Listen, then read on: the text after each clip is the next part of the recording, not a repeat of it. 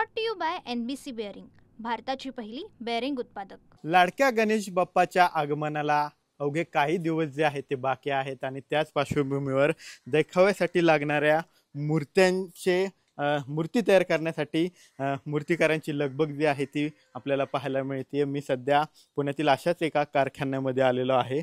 सतीश तारो यांचा ही कार्यशाळा आहे आणि गेल्या 52 वर्षापासून विविध मूर्त्या ज्या देखाव्यासाठी लागतात ह्या मूर्त्या बनवण्याचं काम हे सतीश तारो आणि चक्के काका जे आहेत ते करत असतात। खरं तर गणेशोत्सवात मूर्ती असतील, मिरवणुका असतील, याचबरोबर गणेश मंडळाच्या देखाव्याचं प्रमुख आकर्षण जे आहे ते असतं आणि त्याच पार्श्वभूमीवर राज्यभरातले देखाव्यांना अशा प्रकारे मूर्त्या पुरवण्याचं काम जे आहे ते या कार्यशाळेतून होत असतं आणि त्याच पार्श्वभूमीवर जर पाहिलं तर या ठिकाणी विविध मूर्त्या ज्या आहेत त्या बनवलेल्या आपल्याला पाहायला मिळतात। त्या ठिकाणी पाहिलं तर बाजीप्रभू देशपांडेंची मूर्ती पाहायला मिळते, शंकर देवाची मूर्ती आहे, शिवाजी महाराजांची आहे, त्याचबरोबर विविध मावळे असतील किंवा विविध देव असतील यांच्या मूर्त्या या ठिकाणी बनवलेल्या आपल्याला पाहायला मिळतात। आपल्यासोबत जे या सर्व मूर्ती घडवतात ते सतीश चक्के आपल्यासोबत आहेत।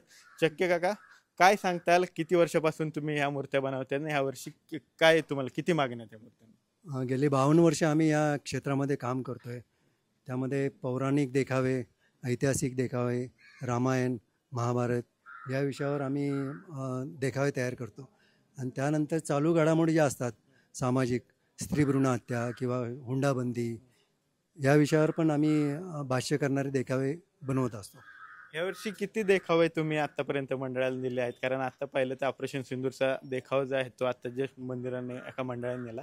किती देखावे मंडळांनी तुमच्याकडून नेले? आतापर्यंत 10 मंडळांनी आमच्याकडनं देखावे नेलेले आहेत। त्यातल्या त्याचं चालू घडामोडीवर असलेला ऑपरेशन सिंदूर हा देखावा जास्ती लोकांना भावतोय, कारण ती घटना नुकतीच घडून गेलेली आहे म्हणून त्या देखाव्याला जास्ती मागणी आहे। तुमचे हलते देखावे राज्यभर फेमस आहेत, कशा प्रकारे हे तुम्ही हलते देखावे बनवताय? ऑपरेशन कसं होतं या देखाव्यांच्या मध्ये वेगवेगळ्या हालचाली असतात। त्याच्यामध्ये कंबर हलणे, डोळे हलणे किंवा ती मूर्ती उठून उभी राहते, मागे पुढे होते, अशा हालचाली असतात। त्यासाठी आम्हाला मोटरीचा, स्लो स्पीडच्या मोटरीचा वापर करायला लागतो। बरं, दाखवू शकाल तुम्ही कशा पद्धतीने सर्व? या पोटामध्ये गिअरबॉक्स बसवलेली असते। बरं, आणि मोटर आणि गिअरबॉक्स आतमध्येच बसवलेले असते।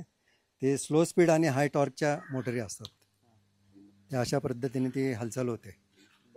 हे बाजीप्रभू देशपांडे आहेत, Pavankhind लढवणारे।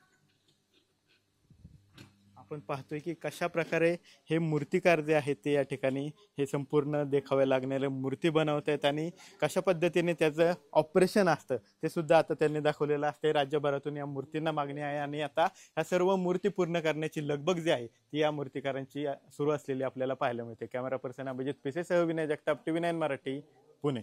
Brought to you by NBC bearing, भारताची पहिली बेअरिंग उत्पादक।